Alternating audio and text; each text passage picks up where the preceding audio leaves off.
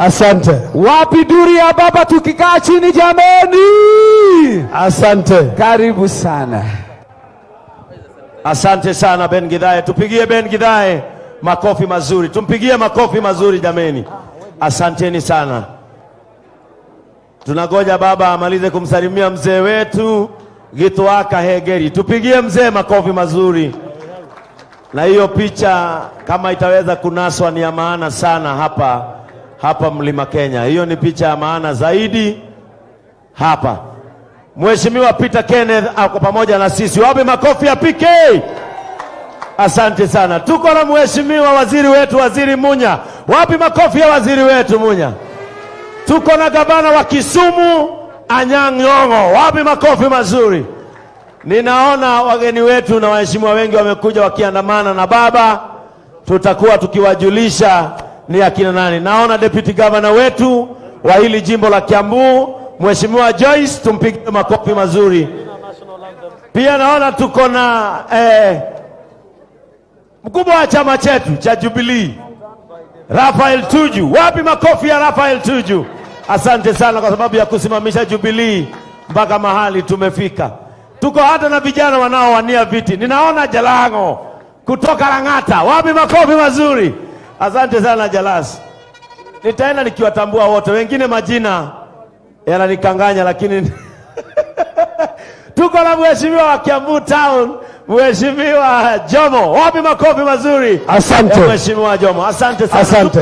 Asante. Tuko na deputy governor wetu wa Nyeri, Mheshimiwa Karo. Tumpigie makofi. Tuko na Chamber of Commerce, Mheshimiwa Ngatia. Tumpigie makofi mazuri. Wakati huu na nafasi hii tunapomkaribisha baba hapa Mount Kenya. Karibu sana Mheshimiwa Raila Odinga. Hapa ni nyumbani kwako na huku ni gwathoni aku. Sisi ni athoni aku na karibu sana. Wakati huu ningependa kumpasha Mheshimiwa Munyui ili naye atuambie kutoka hapa tutafanya nini. Tupigie Mheshimiwa Munyui makofi mazuri. Asante sana Kengei. Asante sana. Ni kama Kengei hajashika, mimi ni mtu anaangukaga kura, so mimi si mheshimiwa for now. Tuanze na national anthem tafadhali, so that we can take this thing to the next level. Naomba tafadhali tuikirie wimbo wa taifa. Asante. Hivi niombe sote tusimame, na ukiwa na kofia isiyo rasmi ni kuombe kwa heshima ya taifa upate kuivua, ili tupate wimbo wa taifa utakaofuatiwa na wimbo wa Jumuiya ya Afrika.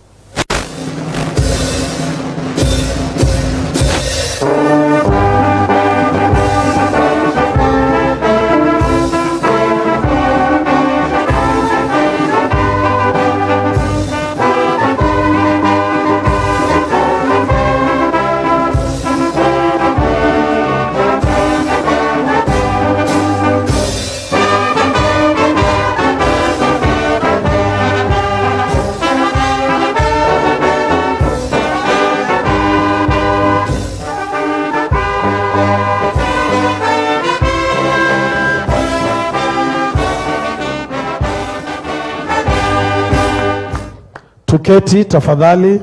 Mheshimiwa Munyui. Asante sana, asante sana. Your Excellency, Right Honorable Raila Amolo Odinga, the next President of the Republic of Kenya, without any doubt whatsoever. Your Excellency, the Governor of Kiambu, Dr. Nyoro. Your Excellency, the Governor of Laikipia, Nerito Mureithi. Your Excellency, the Governor of Kisumu, Anyang' Nyong'o Prof. All members of parliament present, including National Assembly and Senate, all distinguished guests, ladies and gentlemen, all protocols observed. Yangu ni machache sana ni kuwasalimia na kuinvite Governor wa Kiambu, who will take over from here to the next level. Asante sana. Indulgence, Governor wa Kiambu. Tumsalimie, tumkaribishe na makofi tafadhali. Thank you. Asanteni sana, asanteni sana. Thank you.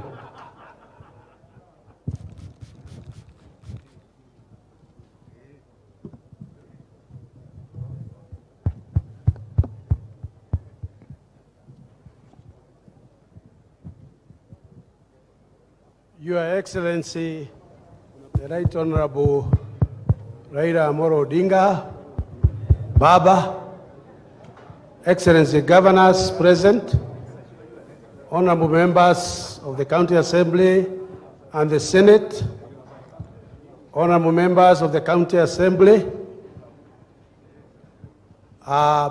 cabinet secretaries, permanent secretary, na tukaambiwa Azimio la Umoja ni nini?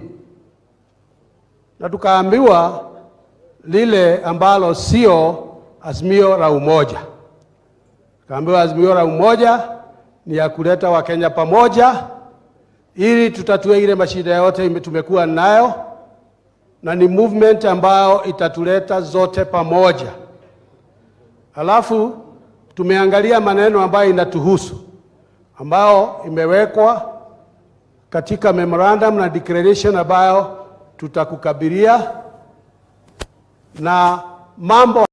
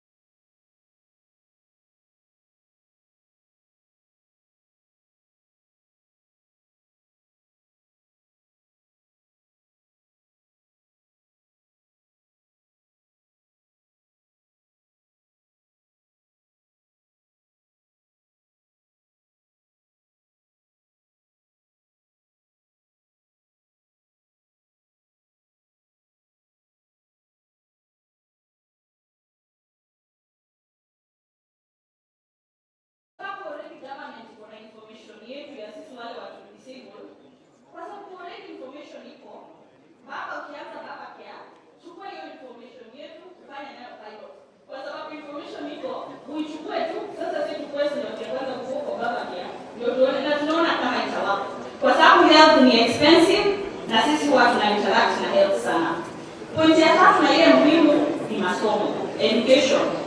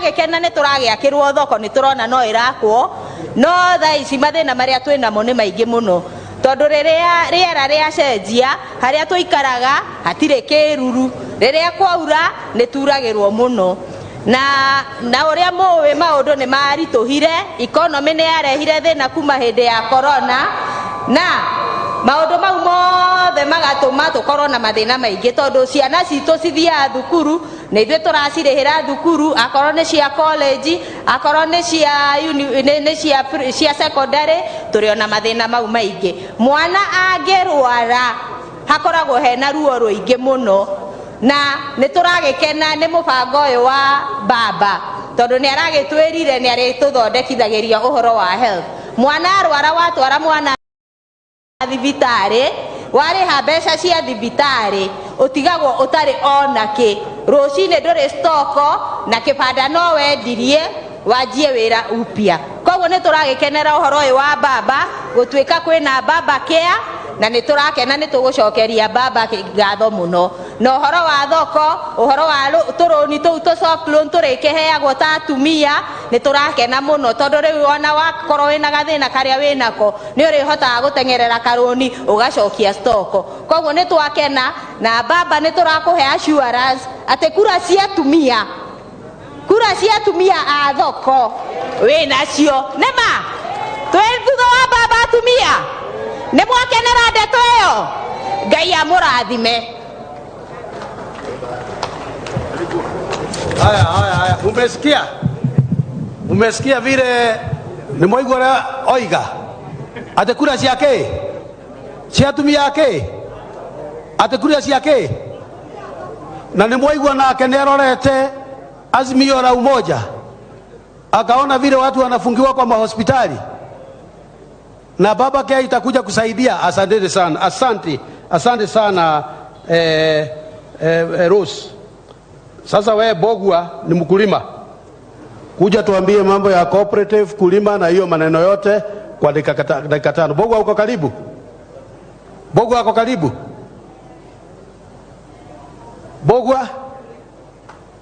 Haya. Nangara? Oh, Bogwa ako. Oh, mkulima unajua anatembea polepole. Karibu.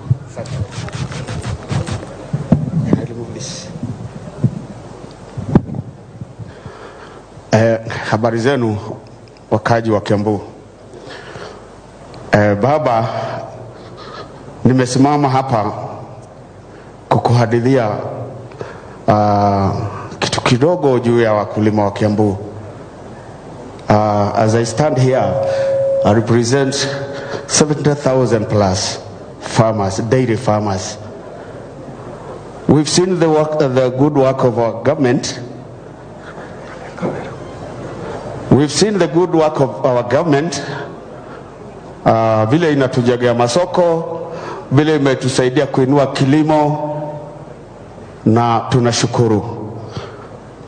As we usher you as the 5th president, Baba, kile kinabaki, kile tungetaka utuangalilie ni ile stiff competition between our products, all our farm produce versus produce ile inatoka from our neighboring countries.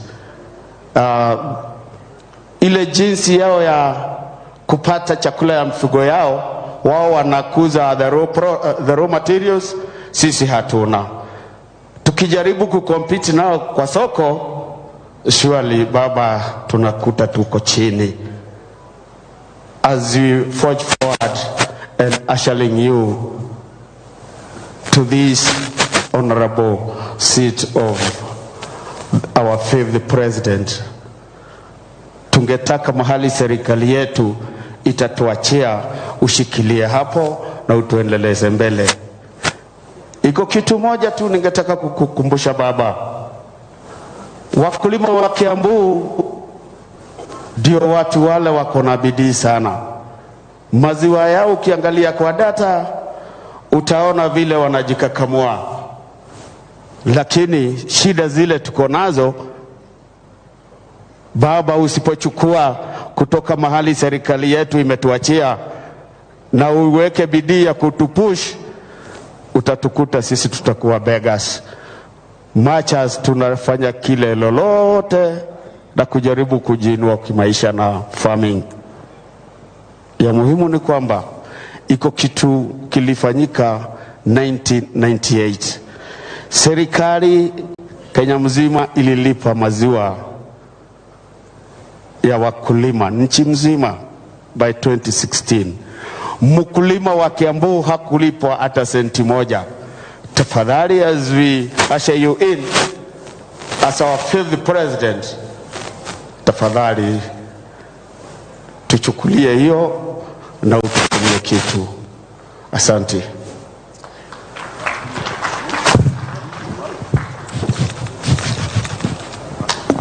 Kwa sababu mimi najua kila mwana Kenya ni mkulima. Wacheni wakulima wote tupigie huu mkulima. As our 5th president, tafadhali. Kwa sababu mimi najua kila mwana Kenya ni mkulima. Wacheni wakulima wote tupigie huu mkulima makofi. Hakuna mwana Kenya ambaye si mkulima. Kila mtu anasema naenda kamugunda. Tupigie makofi tena. Ameongea mambo ya muhimu sana ambao inatuaffect wakulima. Sasa tutabadilisha, tusikie mambo ya jua kali. Unajua jua kali tumeibatisha maneno mingi. Tukitaka kizungu tunaita small and medium enterprise. Mtasikia sasa kutoka kwa mmoja wa yule anafanya kazi ya jua kali na vile angetaka kuona kwa serikali ya the 5th president baba hapa. Kwa hivyo Joseph Masharia, kuja tuambie kwa dakika kidogo mambo ya jua kali, na Peter Mugendi ujitayarishe. Karibu. Halo halo. Halo. Halo halo. Halo halo. Sasa mimi ni Mwangi Kamau. Mimi ni chairman wa jua kali Kiambu County. Na naongea habari ya jua kali, na jua kali kwa muda mrefu tumekaa bila kuletwa mbele namna hii tumeletwa. Na ule ametuleta ni president wetu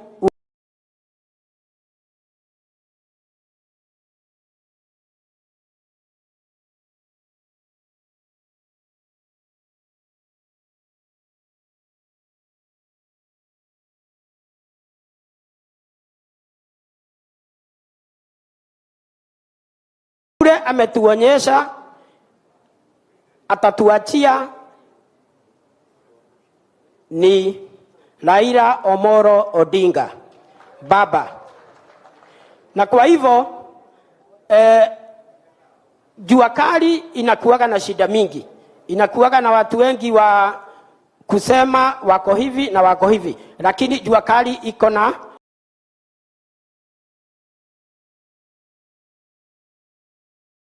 ndani ya Micro and Small Enterprise Authority, na president alituinua na ametuleta mbele, ametuchagulia, ameappoint chairman wa Musea na tuko naye hapa. Kwa hivyo na tuko ndani ya Federation of Jua Kali na Bwana Muteti na ndiye chairman wa Jua Kali East Africa. Kwa hivyo na tuko na mwenzangu anaitwa Dongo na ndio ataongea huko kwa uwanja. Kwa hivyo sisi tukisema na governor tuliongea tutakaa chini ndio utushike, ndio tujumulishe sisi wote, na tuliongea habari ya nikulete leadership ndio tuende safari moja, ndio tuweze kufikia vile tutaweka kura zetu. Wanajua kali ya almost 80% watu wale wanafanya kazi, wale hawajaajiriwa. Kwa hivyo ni vizuri tuwe na mpangilio na tuwe tunafuata mpangilio vile huko.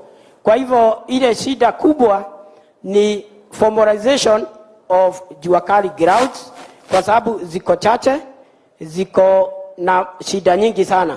Kwa hivyo tungependa jua kali watu waongezwe masomo, modern machinery, sio vile tunapewa challenge vitu inatoka China na inakuja hapa. Kwa hivyo tunataka hiyo meli inaleta vitu China, inawekwa vitu Kenya, inapeleka kule kwingine. Na hiyo ni vile baba tunataka jua kali ifikishe na tuendelee vizuri. Asanteni.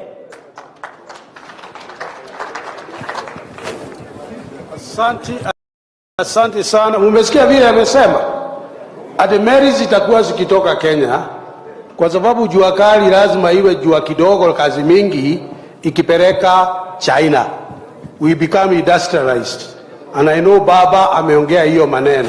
Sasa tuko na kijana ambaye anafanya kazi na bodaboda. Huyu kijana mimi namjua, wacha tusikie kutoka kwa Peter Mugendi ili sasa tuwe tunakamilisha. Peter. Yesu ni mwema na kila wakati. Sisi tunaongeanga kwa nguvu kidogo kwa sababu tumepewa sauti ya kuita customer. Kitu ya kwanza, baba, tumekuwa na mzigo moja. Pesa ambazo zinafanyiwa allocation katika counties, katika vyeo vya MPs za kusaidia vijana ni chache mno. Na kwa sababu ukiingia utatuletea BBI, hapo tuko nyuma yako. Kitu ingine ya pili, kama kuna watu wanakuanga prone kwa magonjwa ni bodaboda. Tumekuwa tukisumburiwa na afya ya kifua, tunaumwa mara na mgongo, na hata tukipata accidents hatuwezi kuwa na uzoefu wa kusimamia zile bills. Tunabidi tuite harambee mwenzetu awekwe chuma. Lakini kwa sababu baba umekuja na baba care, ni vema hiyo utuingize ndani ili hata hawa vijana waende kwa njia salama. Hiyo ingine, sisi kama sekta ya bodaboda tumeona rais wetu ameanza kutuinua, tunajulikana. Baba, ukipata kiti, hawa watu wetu wa bodaboda viongozi, tunaweza omba katika ofisi za serikali hata bodaboda wajengewe ka ofisi huko ndani. Hiyo nyingine, sekta ya bodaboda iko na watu wamesoma, na kama sekta ambayo imeajiri vijana wengi ambao wanakosa kazi kule, 80% tunawachukua wanaanza kuendesha bodaboda. Ningeomba baba, ukiingia hawa vijana utupatie hata kama ni nomination kwa Senate, nomination kwa MPs na nomination kwa county governments, ili tuweze kurepresent the 2 million riders ambao wanaoperate hapa Kenya. Ya mwisho kabisa, sisi watu wa bodaboda tunasikia tukiitwa jeshi. Wacha tuone hiyo jeshi pia wanaweza fanya kazi kwa forces. Wakati mnachukua polisi waenda wakafanya kazi, hata pia bodaboda tuko gangari, tunaweza taka hizo nafasi. Mungu wa rehema wabariki na abariki Azimio. Na kabla nimalize kabisa, nataka niguze kitu moja. Nitaguza president kutoka watatu, sitaguza wa kwanza na wa pili. Wakati mheshimiwa baba alikuwa pale pamoja na Kibaki, walikuja na tumulikia, tukatoka analog tukaingia digital.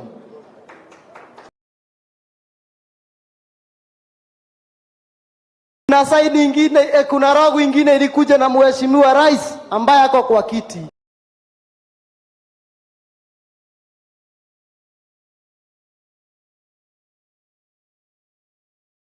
Baada ya kuwekwa hiyo roho, salamu ilikuja na baba akaingia kwa serikali. Si ni kweli? Hii ingine jamani, vijana tunadanganywa nayo ya wheelbarrow. hiyo sign ni hard labor na tutaingia huko. Thank you very much.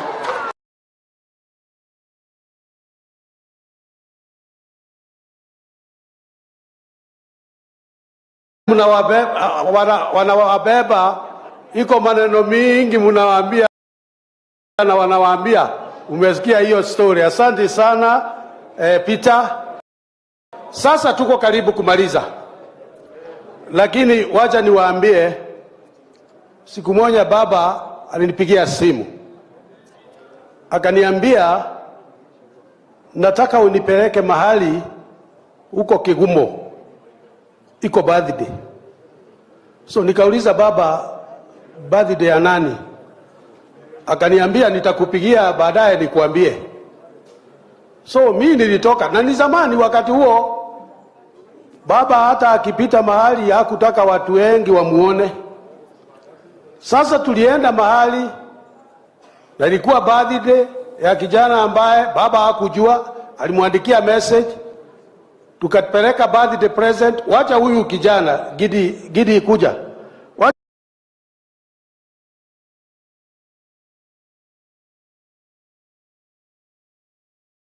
Na umefika wapi? Endelea Gidi.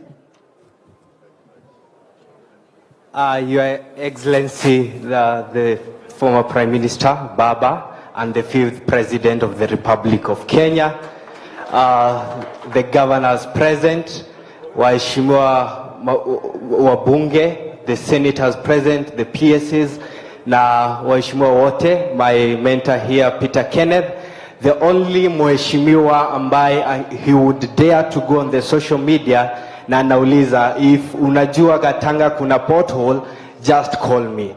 Na nataka kusema hivi, of September, na nikachukua simu nikamwandikia baba ujumbe. Akaniambia alikuwa ameenda Zambia, and wakati alitoka Zambia akanipigia simu akaniambia, here I am, unataka aje? Nikamwambia, Your Excellency, would want you to grace my occasion. Akaniuliza, how old are you? Nikamwambia, Your Excellency, I'm 22. And he was like, oh, you are youth. And his love for the youth ilionyeshana wakati alikuja birthday ya kijana ambaye hajui, kijana ambaye ni I am a village boy, and alikuja hadi mashinani na akakuja birthday yangu. So Your Excellency, thank you for believing in youth leadership and their capability to transform.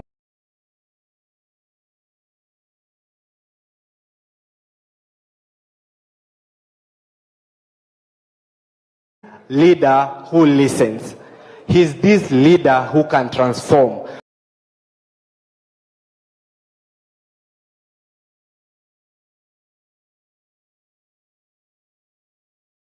In 2022 ile ng'ombe delivered and ikapata ndama wa kiume, na watu sasa kwa sababu ni Azimio la Umoja, ile ndama tukaita Azimio.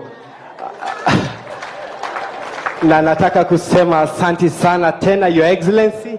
Na ya mwisho ambayo ya baba, kitu ya tatu nimesoma kwake, he's this man that believes and respect his maker. Mimi kuna wakati mara mbili tumeenda na baba, na before kuna siku tulikuwa tuna have breakfast, and before nikaenda kukula, and he was like, oh, let us first say thank you to our maker. He's this man who believes in God, and asante sana, and may the Almighty God continue leading your path. And ya mwisho kabisa, ningetaka kusema hapa tuko kwa Kikuyu, na Your Excellency the Governor and Mheshimiwa Peter Kenneth, you can translate it to mzee, and giteone duano etahetagia. So kwa ile heshima umefanyia Your Excellency the President, na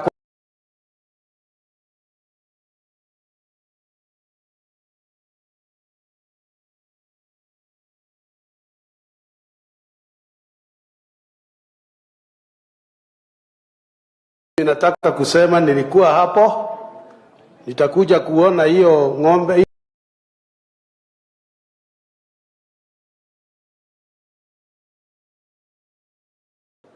Lakini mnajua kuna watu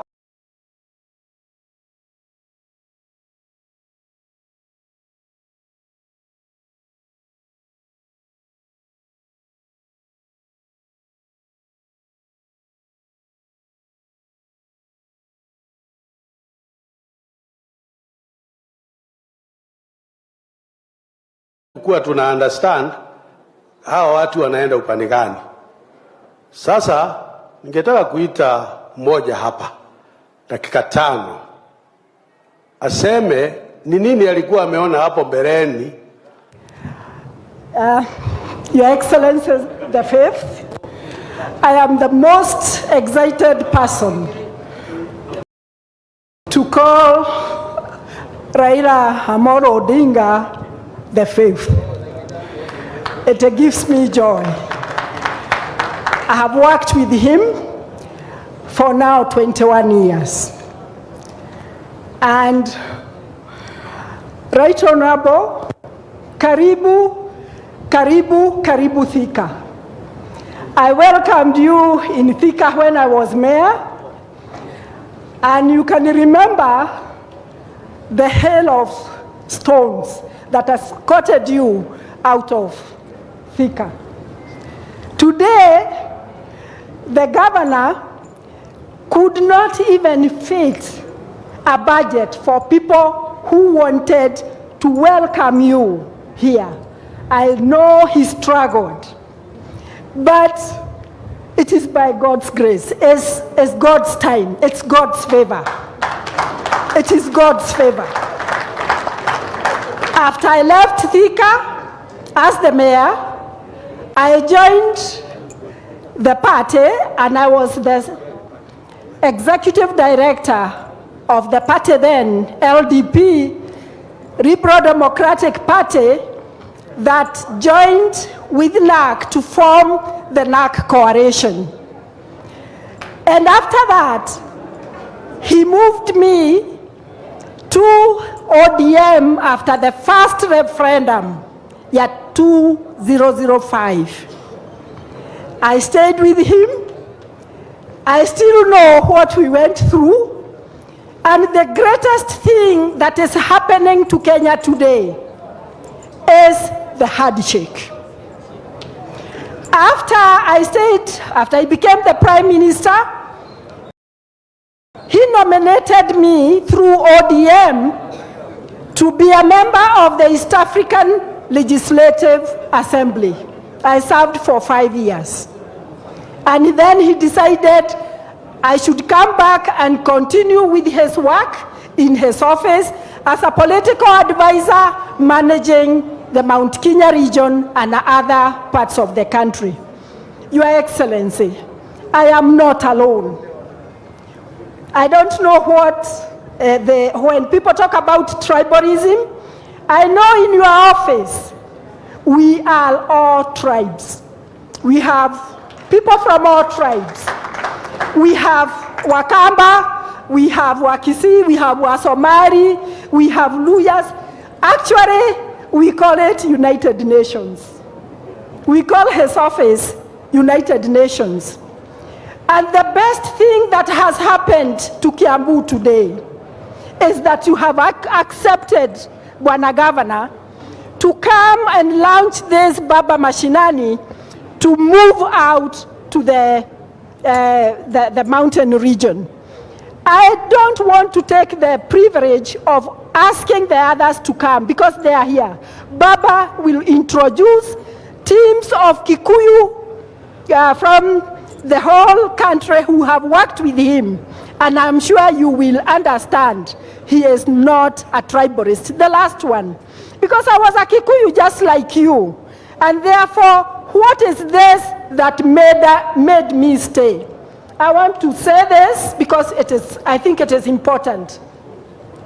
I was asked by our people, Nekege wonaga hare modo oyo. Nekege wonaga hare modo oyo.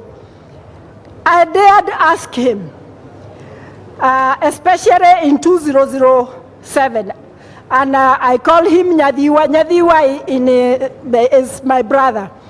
And I told him that you are going to get this thing. What will you do with people from where I come from, who you know you have rubbed, they are not sure, they don't accept you? I learned a lesson that I practice even today. Baba, thank you because you told me. Nyokuyu, that's what he calls me, and that's the name he gave me. Never allow yourself to be a slave of anger. And he expounded it. He said, when you get angry with somebody, that person after that period is gone, he actually forgets that he annoyed you. But whenever you see that person, unakaa kama hutaki kumuona, you are the slave of anger and you'll never move any forward. He has practiced it. He has practiced that because he said, Tosha, he said, come we shake hands, and even now, he has brought Azimio La Umoja because he sees the country as a unified country, as, the Kenyans that we want to be. The last one, he also advised me as a woman, never be a slave of anything, not only anger. He laughed and said, you are also a slave of love. You are also a slave of kanisa. You are also a slave of many other things. Baba, thank you so much. Welcome. We have learned from you, and now you are in Thika. Karibu and karibu kwa Mount Kenya. Nashukuru. Haya, wacha tupigie meya ambaye alikuwa wa Thika makofi. Tumpigie makofi Mumbi. We now want to finish, and I know I've said that several times.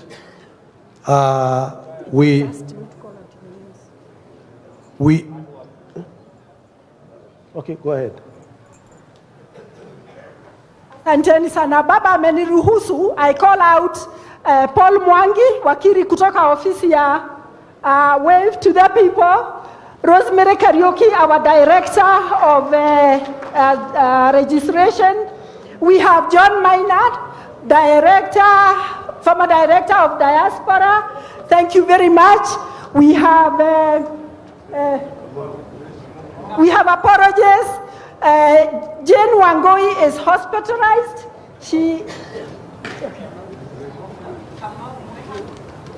Thank you. We have Kamau Mweha, Kamau Raila, wherever you are, thank you very much. We have, absent with apology, Mike Rubia is our representative of the Mount Kenya region in NEC. Then we have those who left us, who worked with Baba, who were nominated, and then politics, We had Bishop Mangret Wanjiro, we had Isaac Mwaura, we have the late Jao Nyaga, and we have those who live in Nairobi, Stephen Kariuki, you call him K1. All those people are from Mount Kenya region, and thank you so much, Baba. I have made, and Rachel Shebesh was supposed to be here. She has given an apology. She was nominated the first time in Parliament. She has been one of us, and now she is coming back. Thank you, thank you, thank you.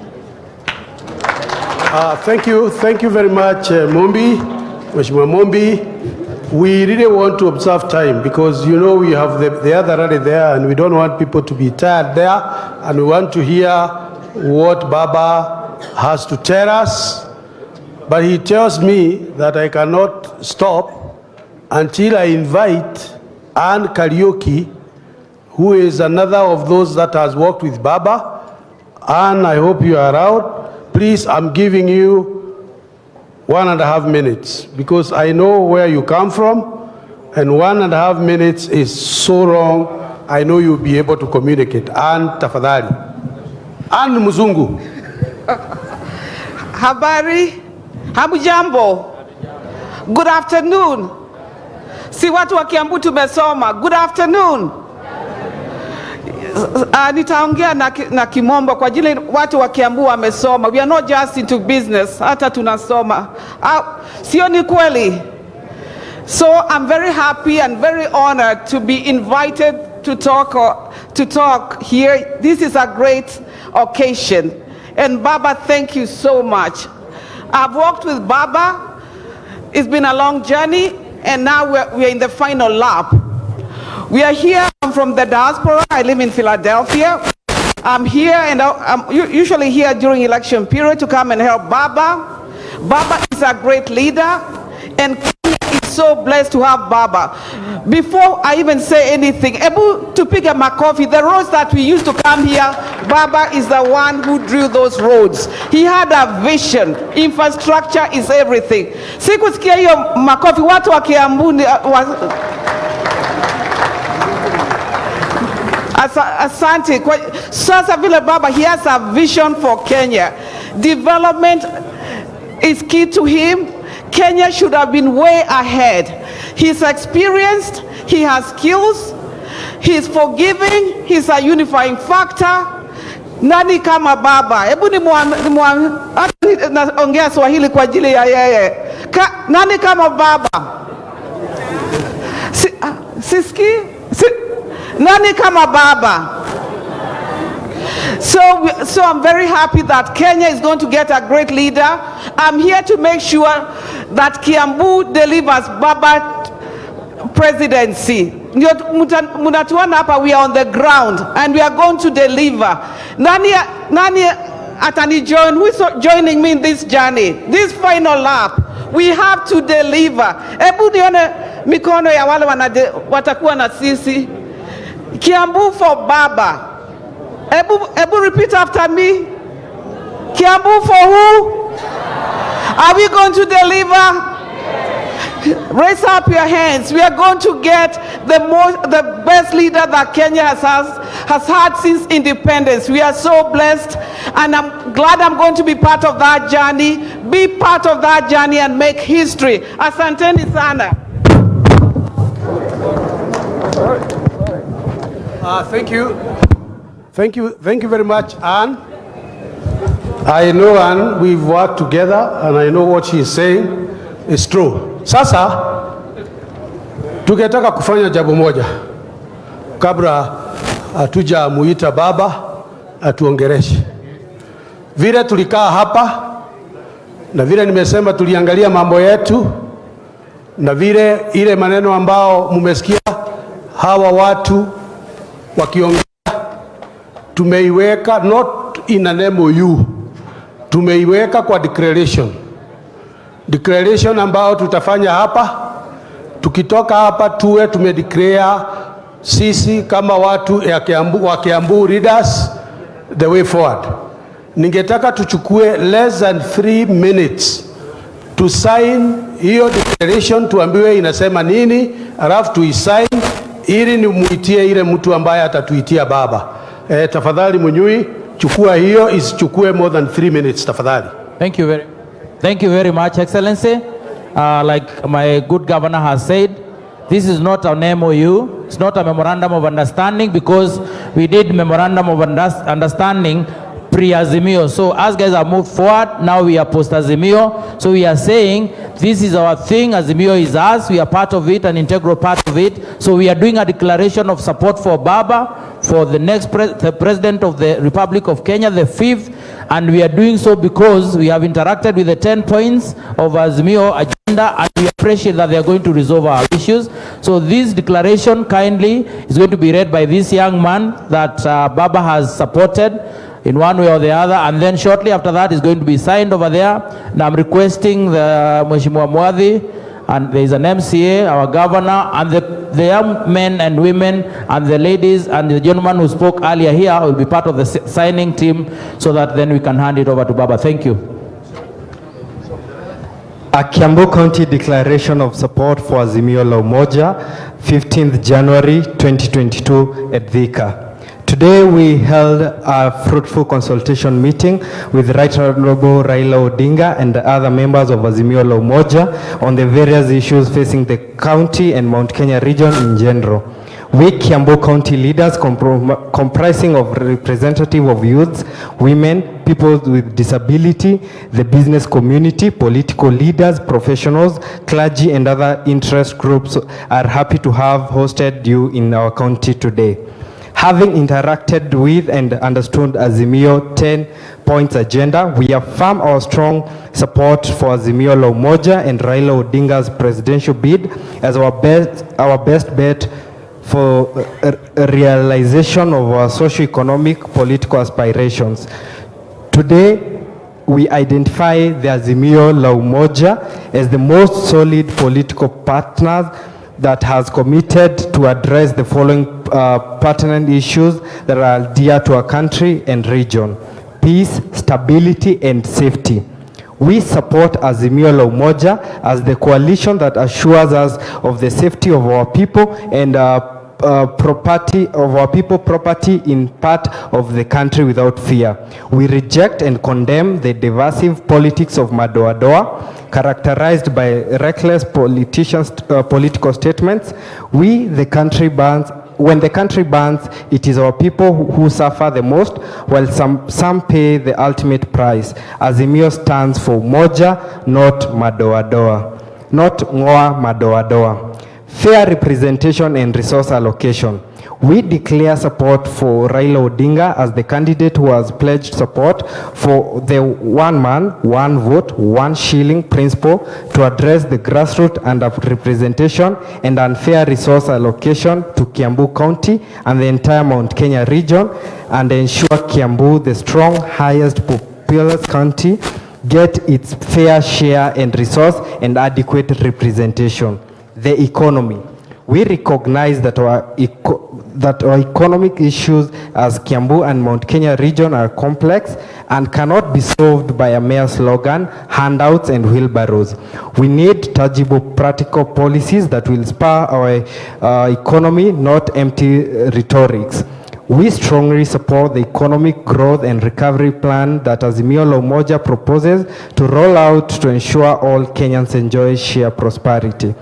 We have faith that Raila Odinga's commitment to address issues, bedeviling agriculture, which is mainstay of Kiambu economic, particularly tea, coffee, and milk subsector.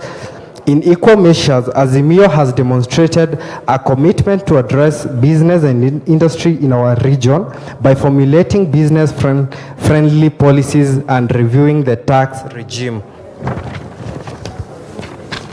We command the Kazi kwa Wote proposal by Azimio La Umoja, as it will go a long way in addressing massive unemployment, especially among the youths, which remains one of the biggest challenges in our region. The Right Honorable Raila Odinga has already shown commitment in supporting our agriculture economy by pushing for agriculture reforms in Parliament. We commend Raila vote to deal with corruption ruthlessly.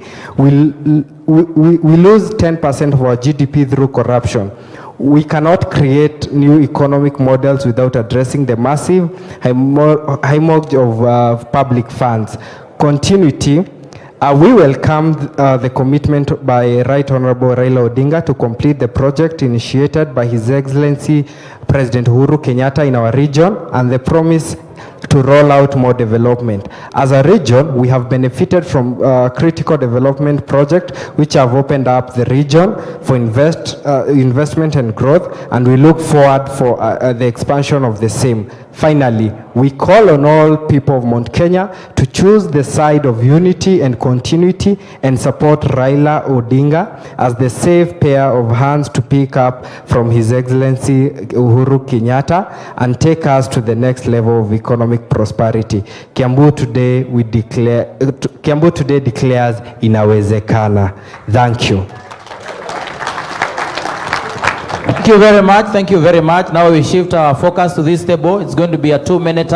So I request Honorable Mwadhi to come closer here, and all the speakers that gave their versions of the issues and the responses that have been met through the Azimio 10 points agenda. Then we have the Deputy Minority Leader and our Governor.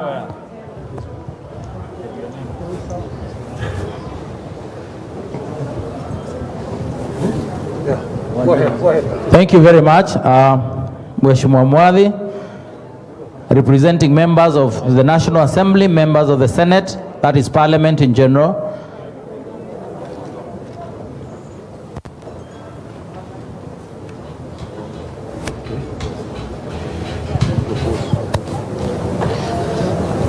Honorable Peter Mwadhi, MP Limuru, I propose.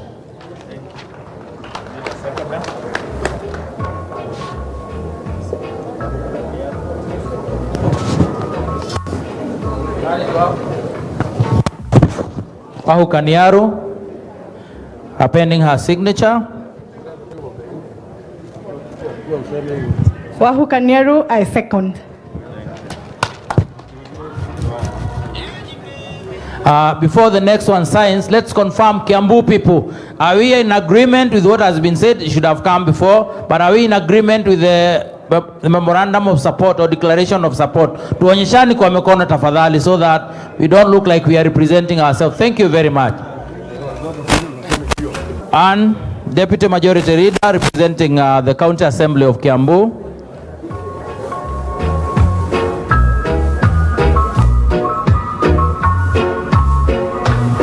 Then to cap it all,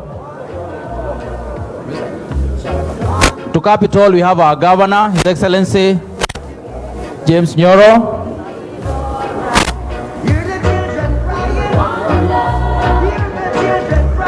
And by extension, we request that our Governor hands this declaration of support to His Excellency Right Honorable Raila Odinga, so that he can confirm that we are supporting his candidature, and we'll do everything it takes to make sure that he gets it, accompanied by the respective individuals who signed the same. Thank you very much. As we hand over this declaration of support to the Right Honorable Raila Amolo Odinga. Thank you very much. Makofi watu wa Kiambu tafadhali. Makofi. Thank you very much. We appreciate. Baba, asante sana Baba. Asante Baba, tunashukuru, asante. So that is a declaration right there of support. Like we said, ours is not an MOU. We believe in Azimio, we are members of Azimio. So we are telling Baba we are going to support you unconditionally. When you get in there, Baba, those are small little issues. We know our government has done a lot. Let us sort that one out, and we are happy. We're going to be a happy people as Kiambu people. Thank you very much. Thank you very much. Baba kututembelea, tunashukuru sana. Tafadhali. Asante Baba. Thank you. Moving forward now, I hand it back to His Excellency Governor James Nyoro, so that he can take it to the next level. Santeni, kindly give me the mic, please. Kiria hiyo imekuwa climax mzuri ya declaration yetu, kwa sababu sasa tungetaka kumaliza ili tuelekee upande ule, lakini hatuwezi kumaliza kabla sijawaambia my colleague governors are here. We have Governor 001, Governor Joho, ako na sisi, tumpigie makofi. Tuko na Professor Nyang'nyong, Governor wa Kisumu, tumpigie makofi. Tuko na Governor Derito Mureithi, Chairman wa board, tumpigie makofi. Na tuko na Governor Oparanya wa Kakamega, tumpigie makofi. Na tuko na Governor Ongwae, Governor wa Kisii na ni member wa kamati ya board. Tuko na Deputy Governor kadhaa, tuko na Deputy Governor wa Kiambu, Deputy Governor wangu Joyce, tuko na Deputy Governor Karo wa Nyeri ambaye anafanya kazi mzuri sana. Tuko na Deputy Governor wa Kisumu Matthew, na Mwaneki Deputy Governor wa Laikipia. Sasa tumebaki mambo mawili. Kama vile mnaona tunafanya consultation. Wakati huu ningetaka kumuita our Cabinet Secretary for Agriculture Mheshimiwa Munya, dakika mbili awasalimie. Rafiki yangu CS Munya waziri, dakika mbili salimia hawa watu. Asante sana Governor. Mheshimiwa Raila Amolo Odinga, the fifth, viongozi wote wale tuko nao siku ya leo, wananchi wote wa Kiambu mjamboni, Mjamboni tena. Yangu ni machache sana. Kwanza ni mshukuru baba kwa hii mpangilio yake ya kwenda kila eneo akizungumza na waenyeji wa eneo hilo ndio waweze kujua mashinda yao. Kuna wengine kampeni yao ni kuzunguka tu kwa market bila hata kuongea na watu wajue shinda ni nini huko, ni kuendelea tu kuzungumza wao wenyewe. Hawajaongea na wenyeji huko wajue nani anaongoza hapa, shinda ya hapa ni gani. Pia baba, ni kushukuru kwa partnership ile mmekuwa naye pamoja na president wetu Uhuru Kenyatta. Hii partnership ya kuleta Kenya pamoja, kwa sababu Kenya itaendelea kama tuna embrace wa Kenya wote. Kenya itaendelea kama kuna wale wa Kenya wanabaguliwa. Kenya itaendelea kama kuna Wakenya ambao hawana opportunity ya kujiendelesha. Kwa hivyo tunawashukuru nyinyi wawili kwa hii mpango ya Azimio ya kuleta Wakenya pamoja. Kuna wengine ajenda zao ni kugawa Wakenya. Ndio unaona wakienda hata mikutano wakisema kuna Wakenya mandoa. Mkenya anaweza kuwa mandoa kweli kwake? Hata mgeni yule ako Kenya si mandoa. Hakuna mtu mandoa. Kwa hiyo fitina na siasa ya aina hiyo, baba, tunakushukuru wewe umekataa hiyo. Na tunaona vile tunaelekea. Jana nilikuwa nimezunguka Rift Valley, Trans Nzoia, hata nilikuwa Zoi, nilikuwa na gavana Kimemia huko kwake. Watu wameanza kubadilika na kushika wewe.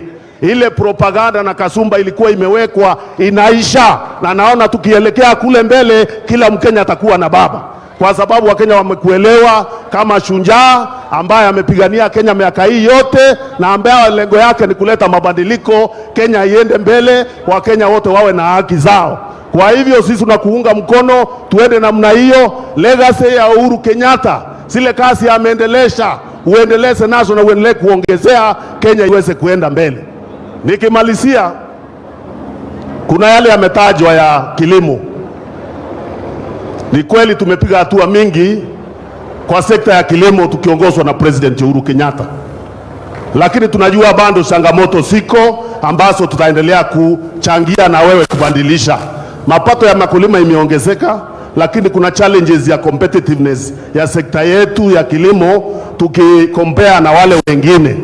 Ndio sababu vitu inakuja mingi huku na sisi hatuwezi kupeleka mingi kule nje. Tumekuwa tukizungumza na wewe, tumekuwa tukipanga transformation ya sekta, tukichikia kutoka pale President Uhuru Kenyatta atakuwa amewachia na wewe uweze kuendesha.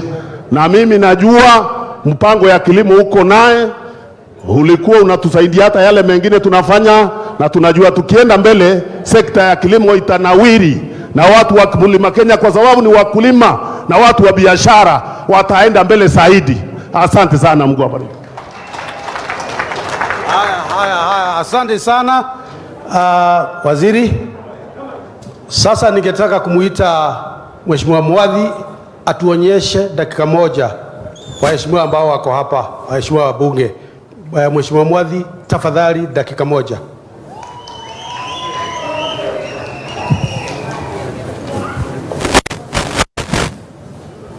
Azimio Azimio wapi makofi ya baba? Asante sana, yangu ni fupi. Baba, karibu Kiambu. Tumesema wewe ndio utashikilia nchi yetu tukienda mbele. A sober mind, somebody who is focused. Nataka kuwatambua ambao tuko nao hapa, wabunge ambao tunafanya kazi nao katika bunge la kitaifa. Nikianza na Mheshimiwa Jude Jomo, Kiambu constituency. Makofi tafadhali. Kutoka hapo tuko na Mheshimiwa Wanjiko wa Kibe, Gatundu North. Makofi. Alafu tuko na Mheshimiwa Mary wa Maua kutoka Maragwa. Haya, anafuatiwa karibu sana na Mheshimiwa Peter Kihara wa Mathioya. Haya, mwingine hapo akifuatia karibu ni Mheshimiwa Wangari Mwaniki wa Kegumo. Alafu tuko na mheshimiwa wa muziki, Mheshimiwa Ndwati Ngugi Gataga. Haya, ndio hiyo. Mwingine tuko na mheshimiwa Manje kutoka Kajiado North. Asante sana. Alafu tuko na mheshimiwa Babu Owino Embakasi East. Asante sana. Tuko na mzee wetu pale bunge anaitwa mheshimiwa Maina Wakamada. Asante sana. Tuko pia hapa na Senator Chipukizi ambaye ni Senator youngest, Senator Isaac Gethua Wagoge. Haya, makofi kwake. Tuko na mheshimiwa Mpuri Apuri, East Africa Legislative Assembly.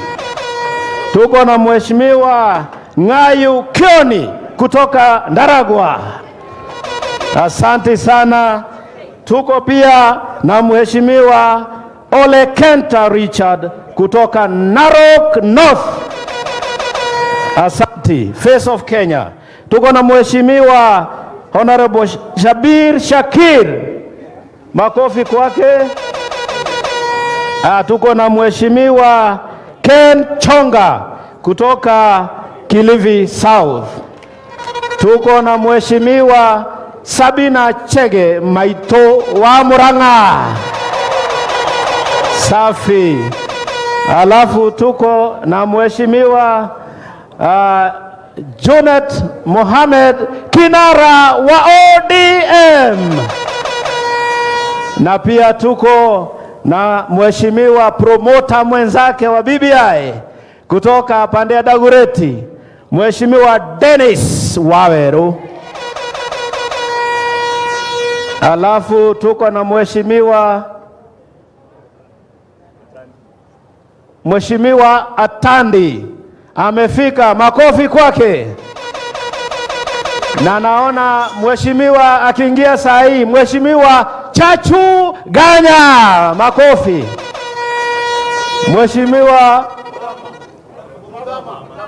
Mheshimiwa Mudhama ndio kutoka all the way kutoka Lamu. Asante sana Mheshimiwa Mudhama.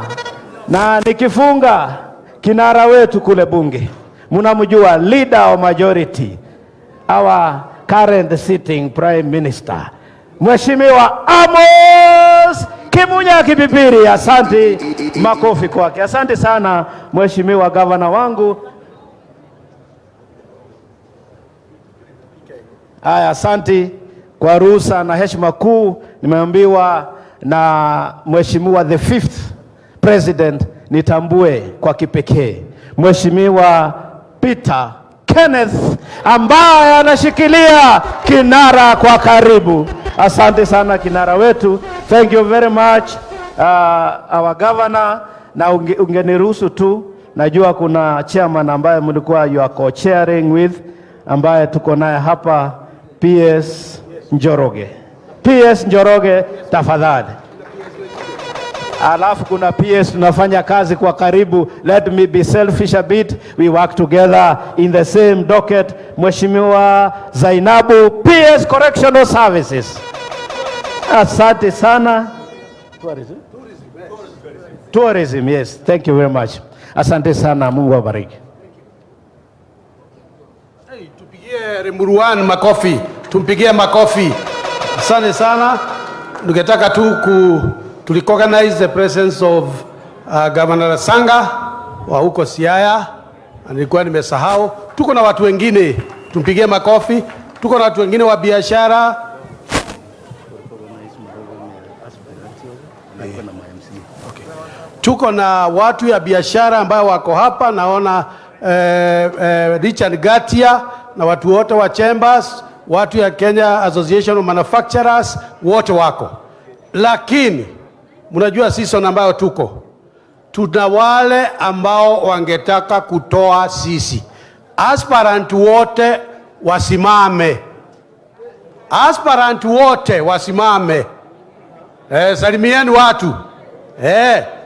Si unaona? Si unaona ni wengi? Wapigieni makofi. Pigieni makofi. Asanteni sana. Sasa tungetaka kukamilisha. Wengine wako upande huu. Ni wengi kuliko voters. Asanteni sana. Aspirants ni wengi kuliko voters. Asanteni sana. Tungetaka two things sasa ili tukamilishe baba. Ningetaka kuita majority leader wa National Assembly. Walifanya kazi mzuri sana.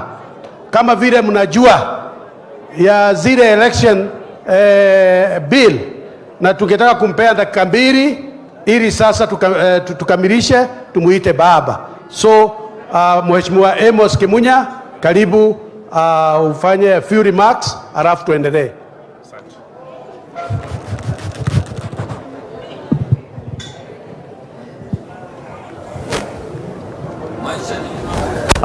Your Excellency, and I have no fear or contradiction in addressing you as the 5th President of the Republic of Kenya. Viongozi wenzangu walio hapa, mimi sitaki kuzungumza mengi because I'll be preaching to the converted. Tuko hapa sababu tumekubali mwelekeo wa Azimio. Kuna mtu hajakubali tumuombe? Kunaye mmoja tumuombe?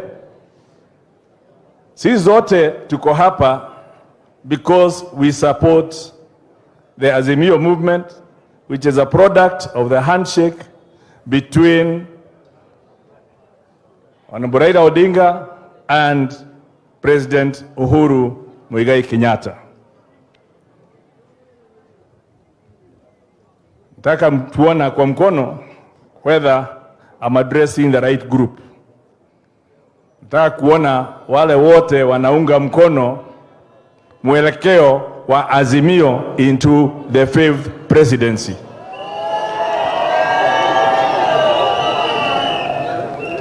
Asanteni.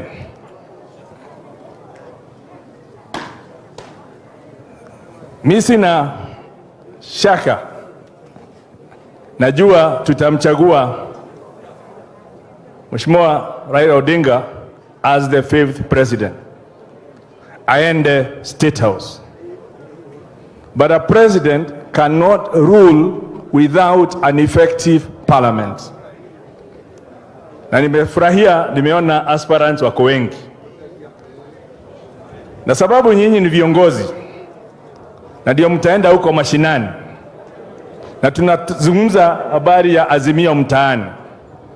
I want to send you back with a special message, kwamba kama tunataka kumsaidia baba, sio tu aingie State House, bali pia aweze kufanya ile maneno yote tumempatia na zile memorandum tumempatia Kenya mzima. Lazima tumsaidie na kumpatia wabunge wa kutosha katika bunge. Ile bunge ina wabunge 349.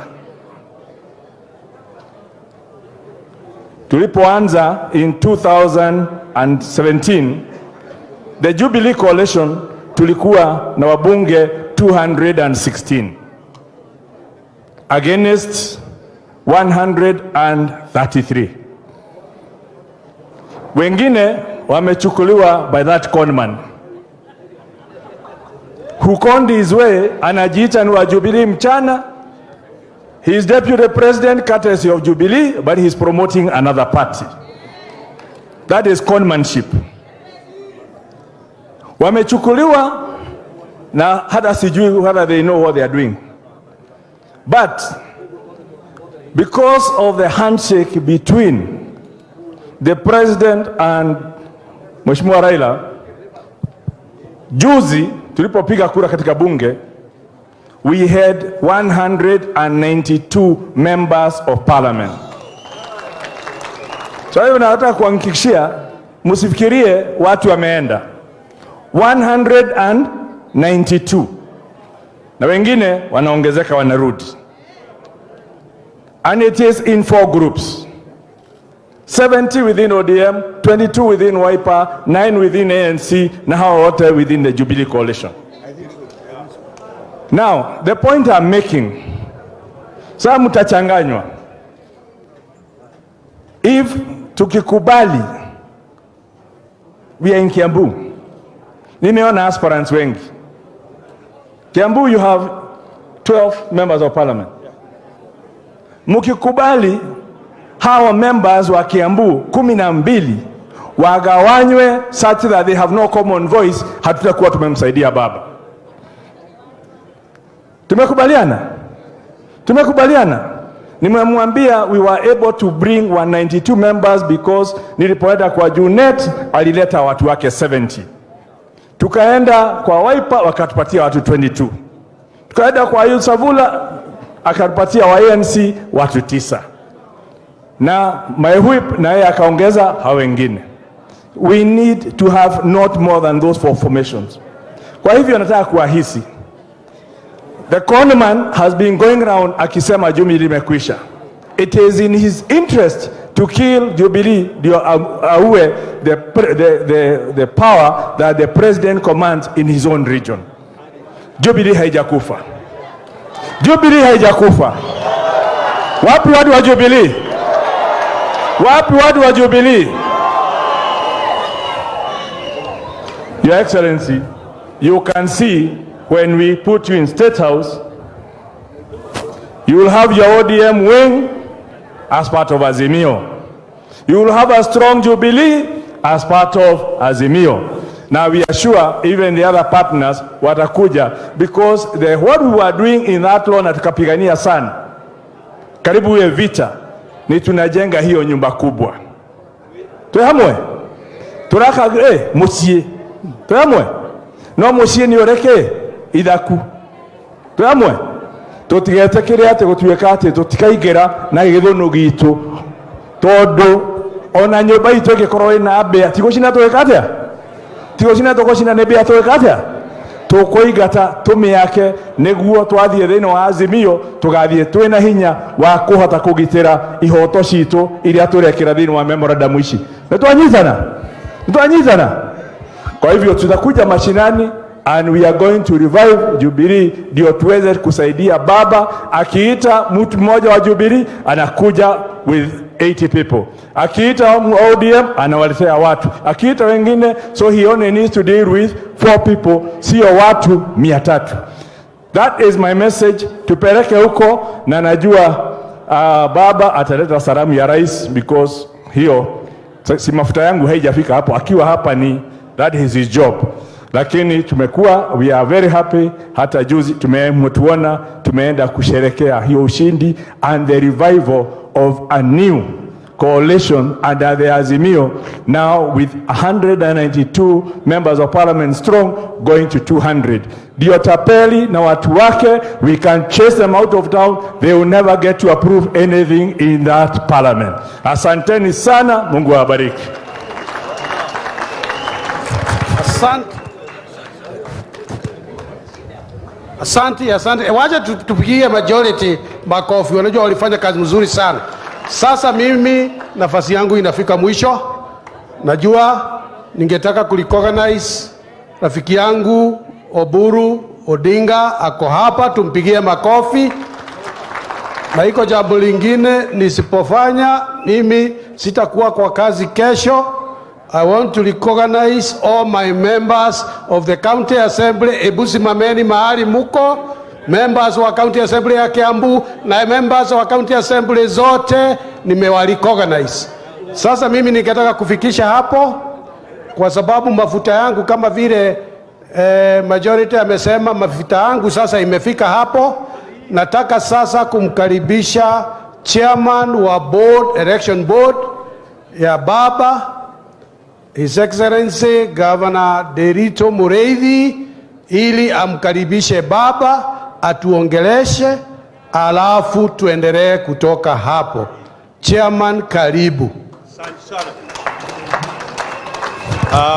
Asante sana Governor wa Kiambu, ni thengio muno.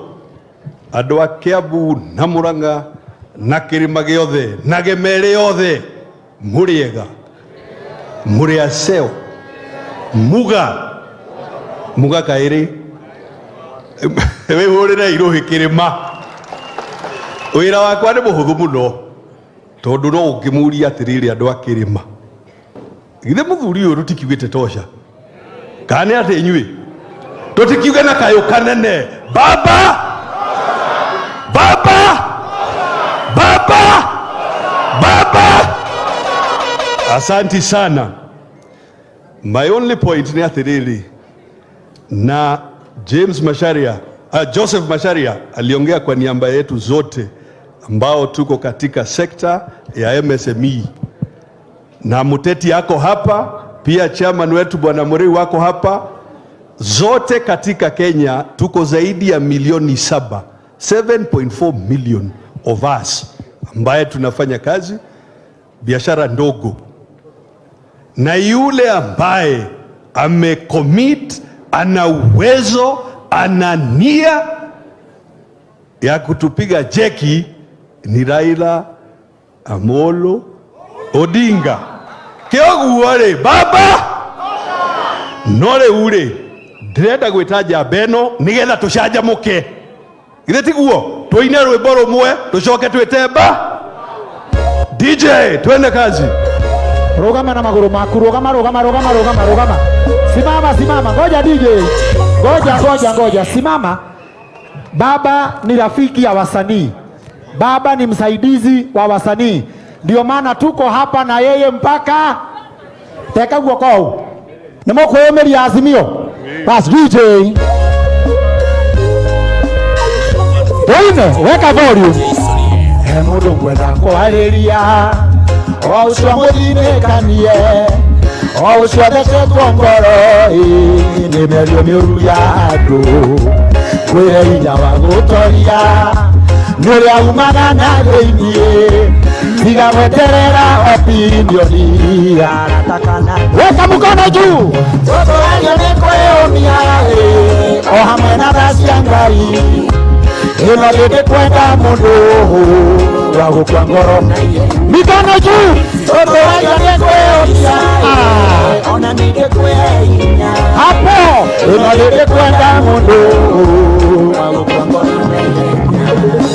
Korwo Jesu nĩrũmirie amenya kũrĩa ciarĩtwo nĩ Maria na Juthubu na Maria cia kawaida era tuwe nĩ ndungata magade korogobeka makerana na kagithĩ tikahe. Hapa tu baba, hapa tu.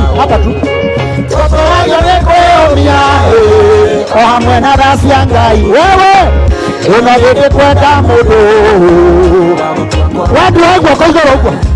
Toto ayo nĩ kwĩyũmia ona nĩngĩkwĩhe hinya ĩno ndĩkwenda mũndũ. Wapi kelele baba? DJ asante. God bless you. Asante ni sana. Thank you. Now, ladies and gentlemen, no, please, could you remain upstanding as we welcome the 5th President of the Republic of Kenya. Karibu sana, Mheshimiwa Rais. Hello.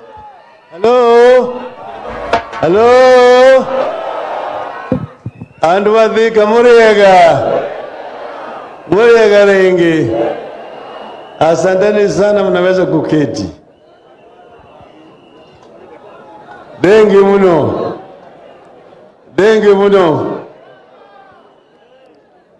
Tuna furaha kurudi Thika tena. Tulikuwa na mazungumzo na gavana Nyoro, alafu tukakubaliana ati kabla sijakwenda kwa mkutano wa mhadhara tupate fursa ya kuongea na viongozi wa Thika, wa Kiambu na Murang'a. Sasa manake unajua ukitaka daktari akitaka kutibu mtu mpaka apime, sio? Nilipeleka anko yangu kwa daktari, alikuwa mgonjwa. Sasa mzee shida gani? Anaanza kuambia daktari ya tu, hii kitu daktari natoka hapa chini hapa. Napanda kwa mgongo yangu, nakuja hapa, kifika kwa hapa kwa shingo yangu chungu sana. Lakini kifika hapa kwa kichwa, nimejenga nyumba hapa.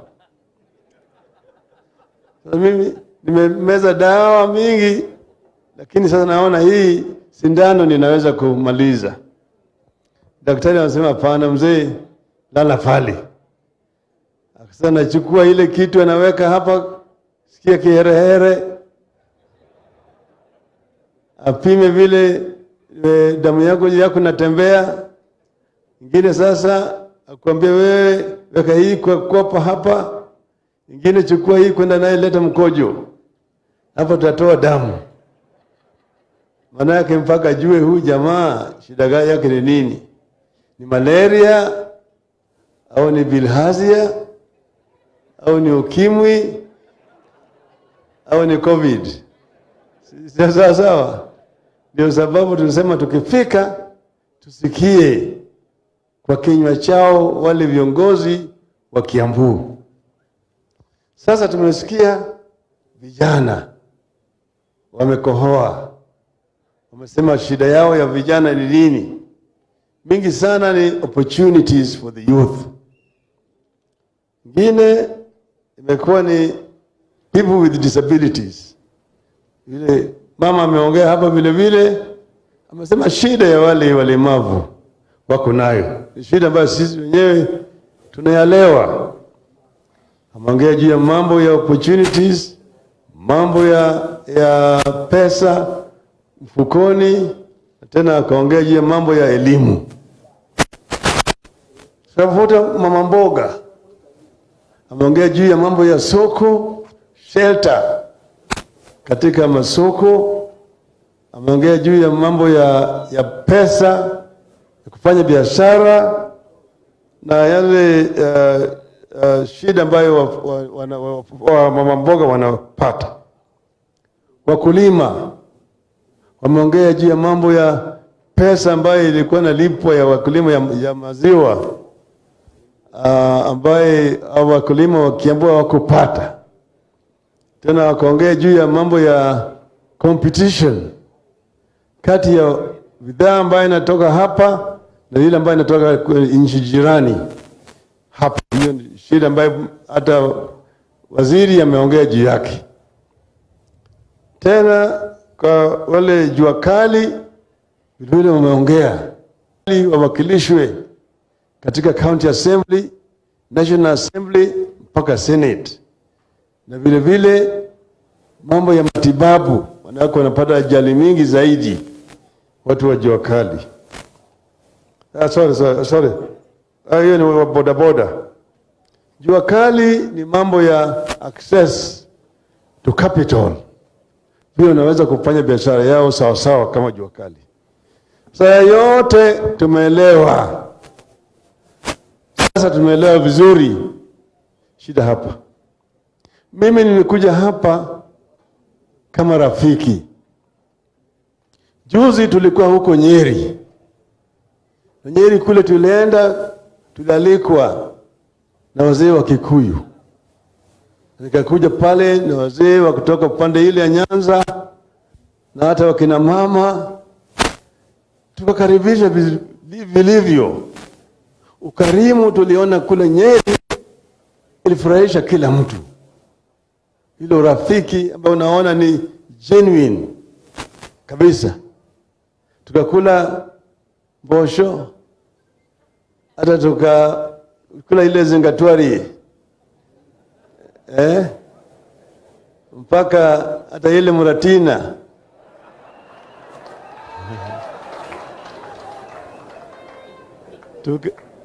Tukakunywa. Hiyo ndio rafiki. Wale kutoka kule ziwani walikuja na samaki, wamekuja na ile samuli kutoka huko chini, walileta vitu mingi kutoka huko ziwani. Hii ni kuleta urafiki baina ya watu wa Kenya. Hiyo ndio sababu sisi tulifurahi sana.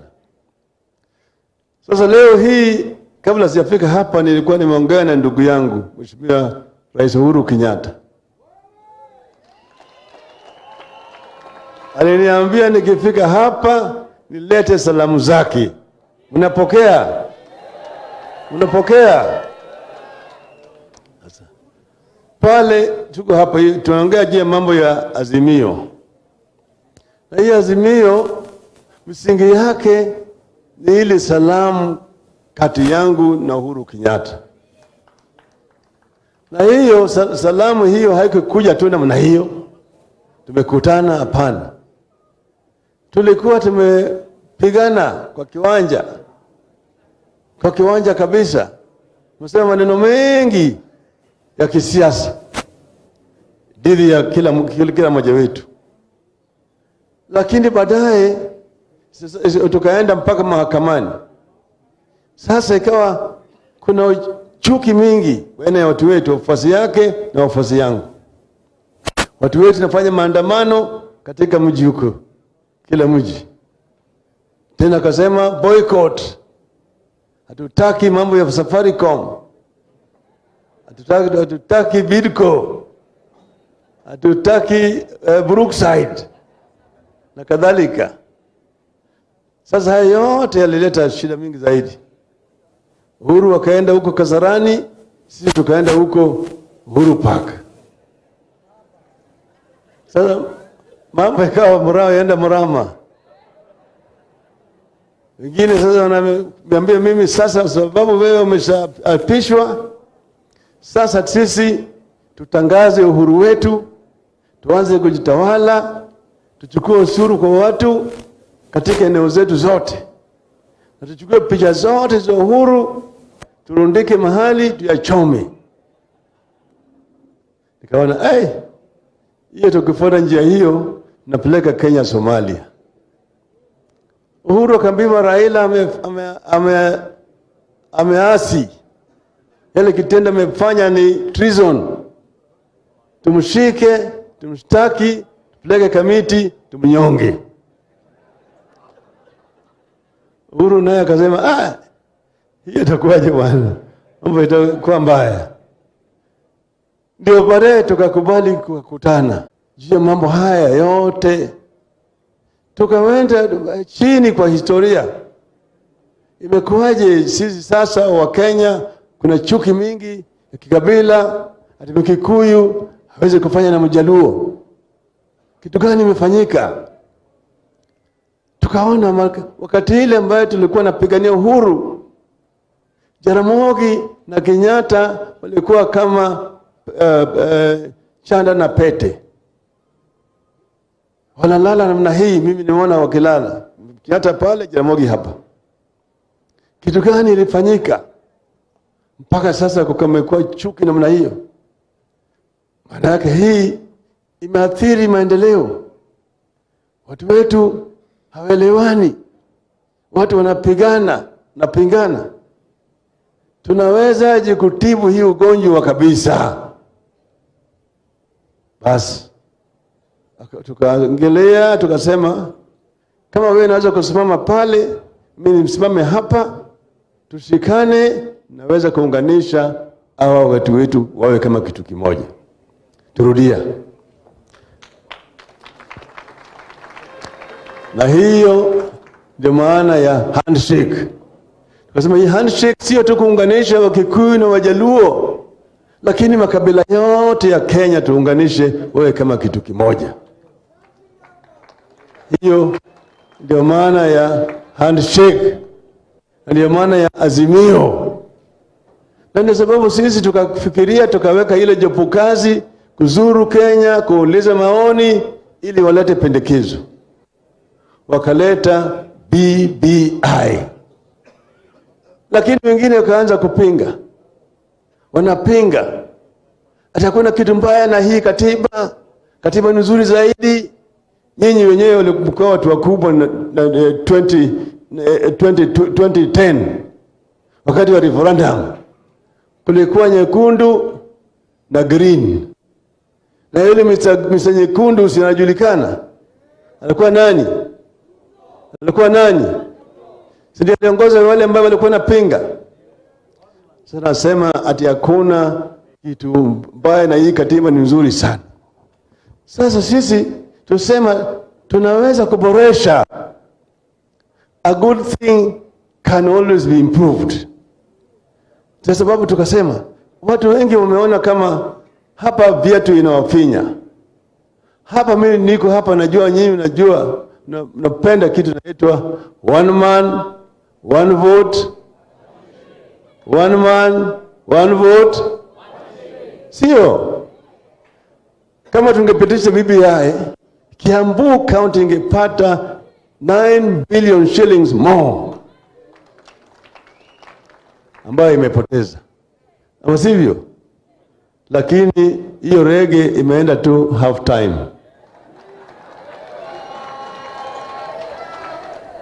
Itarudi. Tutarudisha rege. Sawa. Nyinyi mnajua hapa Central ndio mnajua zaidi dhuluma ya mbeberu. Hapa ndio mzungu alikuja alikalia kabisa, akachukua mashamba kila mahali, kutoka mlima Kenya mpaka mlima Elgon, naitwa the White Highlands. Hapa nyinyi mnajua. Alafu baada ya uhuru watu wakakaa mambo ya kusettle watu wakakaa settled. Hiyo mambo ya settlement ilikuwa chini ya Jaramogi. Jaramogi amepeleka watu huko pande Naivasha, huko Nakuru, huko Ban Forest, mpaka kule pande Eldoret. Hapo. Sasa ni sababu tukisikia lugha kama ati ya madoadoa, shetani, hatuwezi kukubali mtu kuita Mkenya malingine madoadoa. Tunajua yale ambayo tumeona vile watu walikuwa wanafanyika wakati ile wa ethnic clashes 92, 97 hata 2002 tuliyaona. Alafu tumekuwa hapa 2008 tumeona mtoto akishikwa kama ametoka kwa moto anarudishwa ndani ya moto. We cannot afford to allow that to happen.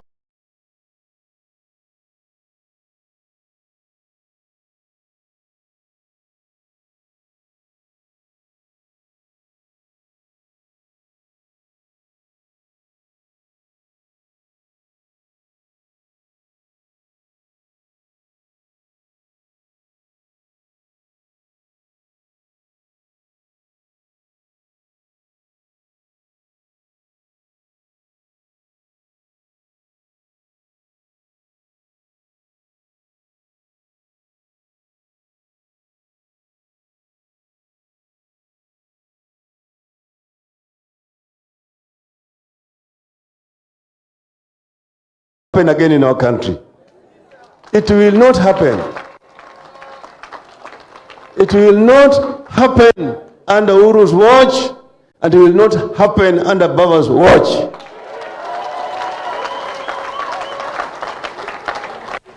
Every Kenyan is a Kenyan and has a right to live in any part of Kenya.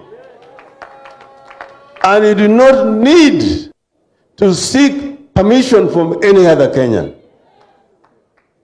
Where they were talking is called Uasin Gishu County.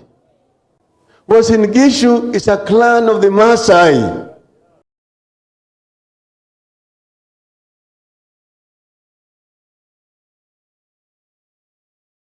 They are living in Transmara. They were the original inhabitants of Eldoret and all that area called Uasin Gishu. They were removed by the colonialists to pave way for large-scale farming in that area. So if you're talking about indigenous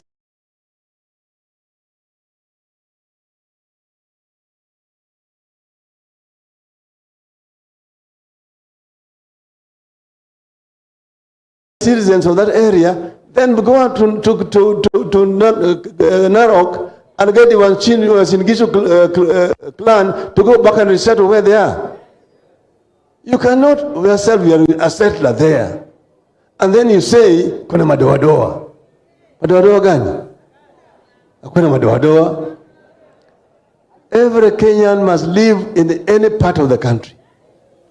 Wakikuyu anaweza kuishi huko Migori, kule kwa Junet. Huyu Junet ni Msomali kutoka Mandera. Yeye ndiye mjumbe wa Migori, Suna East, huko Migori. Si unaona hiyo? Shakil Shabiri yuko hapa. Wapi Shakil?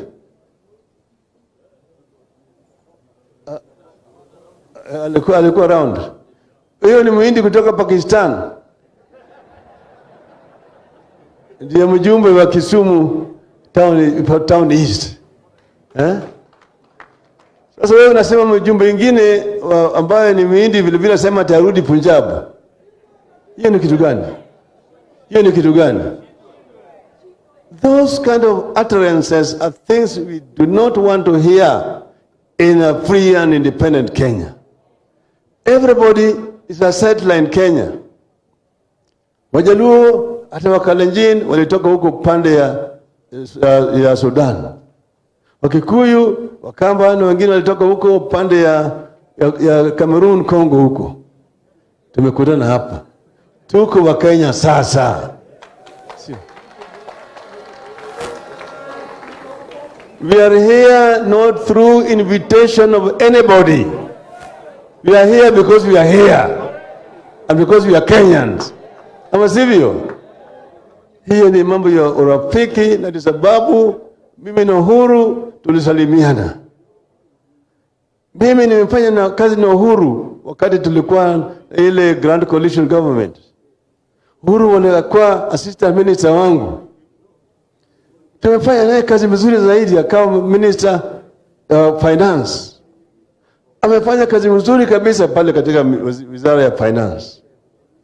Lakini katika ile term yake ya kwanza niona mambo yana sheta ambayo haikuwa vile Uhuru mimi najua. Kwa sababu alikuwa na kwa hewa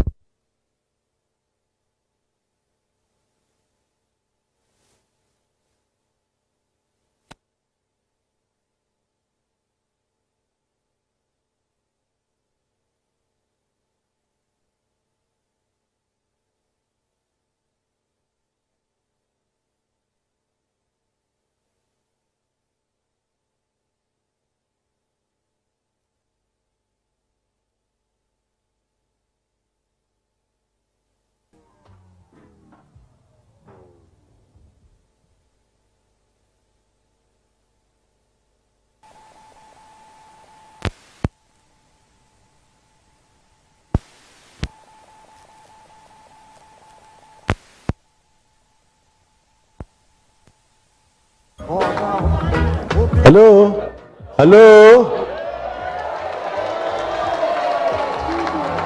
Inawezekana. Azimio. Asante shetani. Najua ameshindwa. So as I was saying, I said something was not right. Then now I got to know that Uhuru was being held hostage by forces who wanted him to fail, and then to later on come and claim credit over those failures. But you can see, when he started now working properly in his second term, there's quite a lot that has been achieved in terms of infrastructural development. Those with eyes, wale ambao wana macho wanaweza kuona. Now I want to assure you, those kind of works which are ongoing will be continued. Everything else will be continued. We know there are other things and we want to do more. This region has great potential. People in this region are very good farmers about tea, coffee, pyrethrum, dairy farming. Now you have also avocados, which have also come, potatoes, flowers, and so on and so forth. People given proper opportunities in terms of inputs to the farms and also the marketing opportunities. This area can be very, very rich area. And we do value addition to the products coming from the farms. In the 70s, this town where we are today, Thika, was known as the industrial town. There was a sign as you enter the town there, you're entering your industrial town of Thika. Those industries died during that other period of time. But Thika can be transformed and become really truly an industrial city. I'm saying this as an engineer and somebody who has also lived in an industrial city. And you know the kind of potential that this city has. So we can do very many things here in Thika, and this will create a lot of employment for the people, particularly for the youth in our country. We are talking about massive youth unemployment. We need to give our youth proper opportunities. Proper opportunities. I mentioned that we're talking about, first, you don't waste any child. The child will get equal opportunity irrespective of the socio-economic status of the parents. From the nursery, through primary, secondary, tertiary, up to university. To be able to realize their potential. And after that, they should be able to get meaningful, gainful employment. Those who are seeking employment, not pushing wheelbarrows. But those who want to go into business, access to capital, that they can be able to get capital to start their businesses. This is the direction we want to go. And we want to work very closely with the people of this region. It has been said, Raila ni mkaragosi, a puppet of the rich. At the people of Mount Kenya Foundation, wanamuunga mkono, wamepeleka yeye sijui huko Safari Park, ati yeye ni a puppet of the rich dynasty. No. What we're talking about is, in any other society, there must always be those who are owners of capital, those who are working. But then, you do not deprive those who have in order to feed the poor. You give opportunity for the poor to also become rich. That is what we want to do. So we encourage those who are working, who are employers, to be able to continue to produce wealth, to pay salaries, good salaries, and pay taxes to the government, so that the government can provide services to the people. So we must be able to actually protect our other middle class, as we also encourage other people. China has been able in the last 35 years to move 300 million people from poverty to middle income status. We want our middle income group to grow. We want to grow our middle income group. So by giving more opportunities to the people. That's why MSMEs, we say we want to give them access to capital and protect them so that they can be able to grow. That's what we are talking about. And in this, I think we are together. We are together. Are we together? Are we tuko pamoja? Tuko pamoja? So I don't want to go very much beyond this point. I just want to say, mimi nimekuja kwa adhoni. Si mimi nimedhoniwa? Niko hapa, Junior yuko hapa. Where Junior? This is Raila Junior huyu. Ameoa hapa Murang'a. Unaona hapo? Na yule Fidel alioa kutoka hapa Kiambu. Mimi niko na wajukuu ambao wanatoka hapa, damu ya hapa. Sawa sawa? Kwa hiyo mtu anasema Raila hawezi kupanda mlima. Simepanda. na yeye anatembea na wheelbarrow, na Raila ni tingatinga. Tingatinga na wheelbarrow gani ambayo anaweza kupanda milima zaidi? Si mtapanda sio? Tuko pamoja na nyinyi, we will be there, we will work together, and I'm sure when we win, we form a government, we will form a government together. So me, I'm not looking for followers, but I'm looking for partners. Tutatembea pamoja. Mko tayari? Mko tayari? Azimio. Azimio. Azimio. Asanteni sana.